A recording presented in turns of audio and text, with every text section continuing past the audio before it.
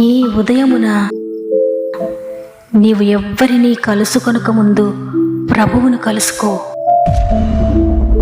నీవు ఎవ్వరినీ చూడకముందు ప్రభువును చూడు.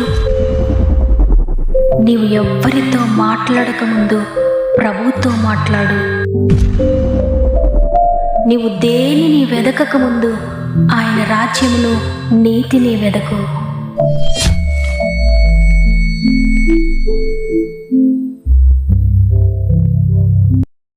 Praise the lord.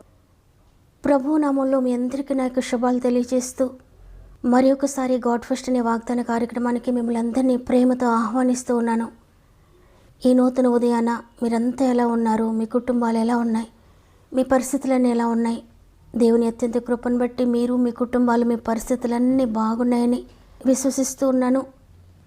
నిన్ను, నన్ను, మనలను దేవుడు ఎంతగానో ప్రేమించి గతించిన వారమంతా మనతో ఉండి శోధనలు, సమస్యలు, ఇరుకులు, ఇబ్బందులు ఎదురైనప్పుడు వాటన్నిటిలో కూడా మనల్ని చేయి విడిచిపెట్టకుండా మనతో ఉండి ఇంతవరకు నడిపించి మరి ఒక నూతన వారులను ప్రవేశపెట్టారు. అందరిని బట్టి దేవుని స్తుతిస్తూ ఉన్నాను. ఈ ఉదయాన ఎంత నిర్జీవంతో మీరున్నా దేవునితో సమాధానపడండి, ఆయనకు లోబడండి. ఆయన చిత్తానుసారంగా, ఆయన వాక్యానుసారంగా జీవించడానికి తీర్మానం చేసుకోండి. దేవునితో మీ దినమును ప్రారంభించండి. ఎన్ని సమస్యలు, ఎన్ని ఒడిదుడుకులు వచ్చినా ఆయన మీ చేయి పట్టి నడిపిస్తాడు. ఎప్పటికీ కూడా మిమ్మల్ని విడిచిపెట్టడు, మిమ్మల్ని దాటిపోడు. కాబట్టి ఆయన చేతిలో చెయ్యి వేసి ఈ వారాన్ని ప్రారంభించండి. ఈ వారమంతా దేవుడు మీకు తోడండి, మిమ్మల్ని నడిపిస్తాడు. మీరు ఏ సమస్యలతో సతమతం అవుతున్నా కామెంట్ ద్వారా మీ ప్రతి సమస్య నాకు తెలియచేయండి. నేను, నాతో పాటు మన ఆత్మీయ కుటుంబం అంతా మీ కొరకు ప్రార్థిస్తున్నారు. మీ కామెంట్స్ అన్ని చదివి మీ అందరి కొరకు ప్రార్థిస్తున్నాం. ఈ వాగ్దానం వింటున్న మీరు కూడా మీకు అనుకూలమైతే కామెంట్స్ అన్ని చదవండి. ప్రతి ఒక్కరిని ధైర్యపరచండి. అందరి కొరకు ప్రేయర్ చేయండి. మనందరం కలిసి ఈ వాక్యం చివరిలో ప్రతి ఒక్కరి కొరకు ప్రార్థన చేద్దాం. ఎందుకంటే సమస్యలన్నిటికీ యేసే జవాబు. ప్రతి దానికి ఆయన దగ్గర సొల్యూషన్ ఉంది. కాబట్టి ఎంత మాత్రం భయపడక దేవుని చేతులకు అప్పగించుకోండి. దేవుని సహాయాన్ని పొందుకోండి. సమస్త మహిమ, ఘనత, ప్రభావములు దేవునికే చెల్లునుగాక. ఈ ఆదివారమున, ఈ పునరుత్థాన దినమున దేవుడు మనకు అనుగ్రహిస్తున్న శ్రేష్టమైన వాగ్దానం యోబు గ్రంథము 5వ అధ్యాయము 19వ వచనము. 6 బాధలలో నుండి ఆయన నిన్ను విడిపించెను, 7 బాధలు కలిగినను నీకు ఏ కీడును తగులదు. ఆమెన్.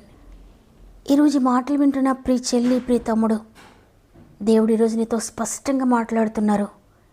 నీ హృదయంలో, నీ అంతరంగంలో బాధపడుతున్నావు కదా.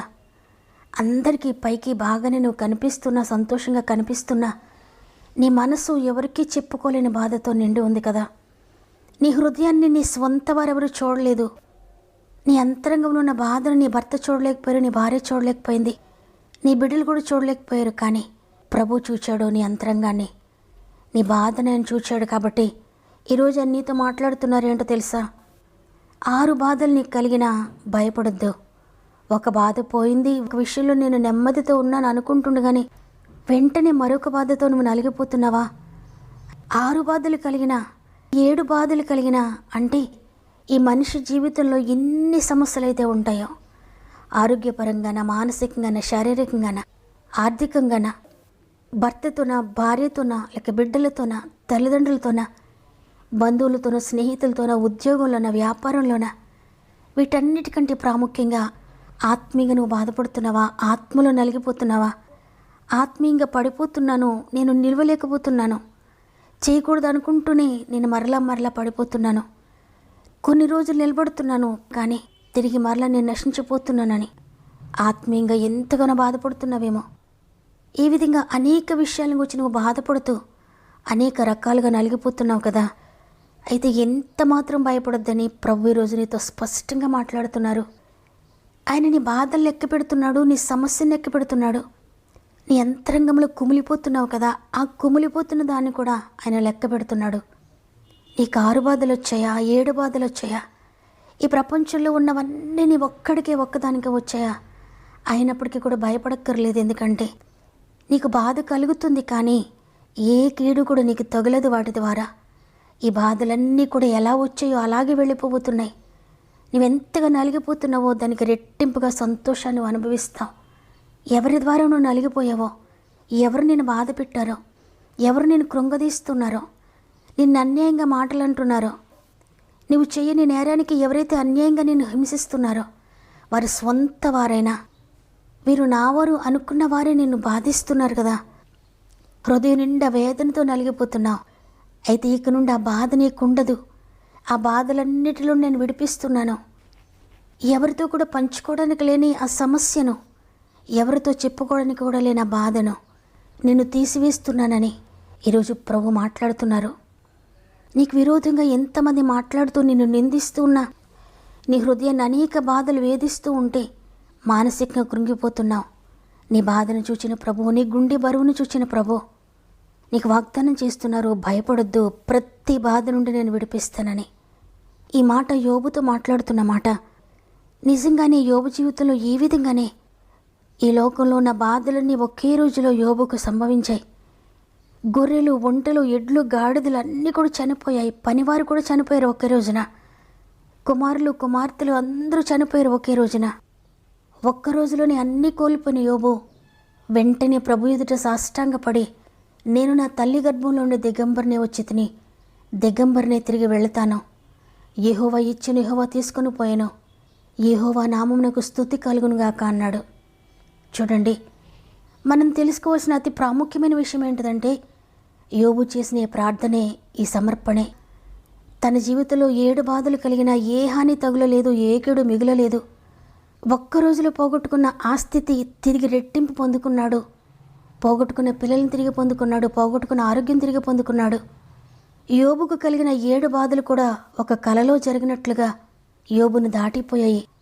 ఎందుకంటే ఆ రోజు యోబు మాట్లాడిన మాటను బట్టి, ఆయన యొక్క సమర్పణను బట్టి, ఆయన దేవునితో మాట్లాడుతున్న మాటను బట్టి పోగొట్టుకున్నవన్నీ కూడా తిరిగి రెట్టింపుగా పొందుకున్నాడు. ఆ రోజు యోబుతో పలికిన ఆ మాట ఈరోజు దేవుడు నీతో కూడా పలుకుతున్నాడు. నీ జీవితం నువ్వు అనుకున్నట్టుగా లేకపోవచ్చు. నేను అన్నీ కోల్పోయిన నువ్వు అనుకుంటూ ఉండొచ్చు. నేను ఏ విషయంలోకి వెళ్ళినా అన్ని విషయాలను నేను నిందలు అనుభవిస్తున్నాను అని నీవు నీ భర్త ద్వారానే బాధను అనుభవిస్తూ ఉండొచ్చు. భార్య ద్వారానే హింసను అనుభవిస్తూ ఉండొచ్చు. నీ బిడ్డలకు మారు మనసు లేక, సెటిల్మెంట్ లేక, వారి ఫ్యూచర్ ఎలా ఉంటుందనే దుఃఖంతోనే ఉండొచ్చు. నీ ఆర్థిక పరిస్థితులన్నీ కూలిపోయినట్లుగా దిక్కుతోచని స్థితిలో నీవు ఉండి ఉండొచ్చు. నీ ప్రతి మార్గంలో ఆటంకాలు, ఏది ప్రారంభించినా నష్టాల్లో నీవు ఉండి ఉండొచ్చు. 7 బాధలు అంటే ఈ లోకంలో బాధలన్నీ నాకే కలిగినాయా, ఈ బాధలు నీకు భరించలేను అని నీవు అనుకుంటూ ఉన్నా, ఎంతగా కూలిపోయి చివరి స్థితిలో నీవు వెళ్ళిపోయినా ఈరోజు ప్రభు వాగ్దానం చేస్తున్నారు. అన్ని కష్టాలు, అన్ని బాధలు, అన్ని రోగాలు, అన్ని అవమానాలు, అన్ని నిందలు, అన్ని ఆర్థిక ఇబ్బందులు, అన్ని హింసలు నీకు తగిలినా నిన్ను ఈరోజు నేను విడిపిస్తాను. ఏ కీడు నీకు రానియ్యను. యోబుకు రెట్టింపు ఆశీర్వాదం ఇచ్చినట్లుగా ఈరోజు నిన్ను కూడా నేను రెట్టింపుగా ఆశీర్వదిస్తాను అని దేవుడు మాట్లాడుతున్నారు.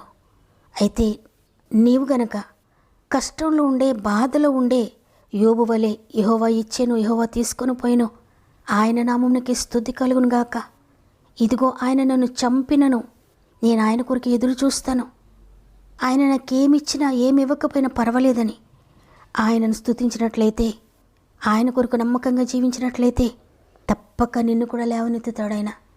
ఎక్కడైతే అవమానం అనుభవించావో, ఎవరైతే నిన్ను అర్థం చేసుకోనకుండా నీవు చెయ్యని దానికి నిన్ను అవమానిస్తూ, నిందిస్తూ, నీ హృదయాన్ని బాధ పెడుతూ ఉన్నారో, ఏ విషయం గురించి నువ్వు బాధతో కృంగిపోతున్నావో, ప్రతి విషయంలో కూడా దేవుడు గొప్ప కార్యం చేయబోతున్నాడు. నీపై నింద వేసిన వారితో దేవుడు మాట్లాడుతున్నాడు. కాబట్టి ప్రియ చెల్లి, ప్రియ తమ్ముడు, ప్రియ అక్క, అన్న, యోబును చూసిన దేవుడు ఈరోజు నిన్ను కూడా చూస్తున్నాడు. మరి యోబులా ఆయన కొరకు నమ్మకంగా ఎదురు చూస్తావా?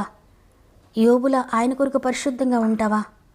యోబులా ఒక్క మాటలో కూడా తప్పిపోకుండా, ఆయన నన్ను ఏమి చేసినా పర్వాలేదు, ఎందుకంటే ఆయన నాకు అన్యాయం చెయ్యడు, శాశ్వతమైన ప్రేమతో నన్ను ప్రేమిస్తున్నాడు అని ఆయన ప్రేమను గుర్తు చేసుకుంటూ, దినదినము నీ కష్టంలో దేవుని స్తుతిస్తూ, నీ బాధలో ఆయనను స్తుతిస్తూ, నీ పరిశుద్ధతను కాపాడుకుంటూ ఆయన కొరకు జీవించినట్లయితే రెట్టింపుగా నీవు కూడా ఆశీర్వాదం పొందుకుంటున్నావు. నిందకు బదులుగా రెట్టింపు ఘనత నీవు పొందుకోబోతున్నావు.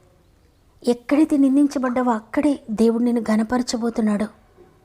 యోబు ఏ విధంగా సంతోషించాడో అదేవిధంగా త్వరలోనే నీవు కూడా సంతోషించబోతున్నావు. కాబట్టి మాటలు విన్న ప్రియ చెల్లి, ఈరోజు నీవు కూడా సమర్పించుకో. తండ్రి, మీరేమి చేసినా పర్వాలేదు, నేను నీ కొరకు నమ్మకంగా ఉంటాను. ఈ లోకమంతా ఒకటైపోయినా, నా కుటుంబం అంతా ఒకటైపోయినా, నా వారు అనుకున్న వారంతా ఒకటైపోయినా, నన్ను ఏకాకిని చేసిన నీవు నాకు తోడుగా ఉండగా నేను ఎందుకు భయపడతానయ్యా అని ఈరోజు దేవునికి నీ జీవితాన్ని సమర్పించుకుంటూ నాతో ప్రార్థనలో ఏకీభవిస్తావా? తండ్రి, నీకు వందనాలు. నీవు చిత్త కృపను బట్టి మరొక దినాన్ని, మరొక వారాన్ని మాకు అనుగ్రహించారు. మేము ఈరోజు బ్రతికి ఉన్నామంటే కేవలం నీ కృప మాత్రమే తండ్రి. దినములు గడుస్తున్నాయి, వారాలు గడుస్తున్నాయి అంటే కేవలం నీ కృప మాత్రమేనయ్యా. ఇంతవరకు నడిపించిన దేవా, ఈ వారమంతా కూడా మా ఆత్మీయ కుటుంబానికి తోడుగా ఉండండి.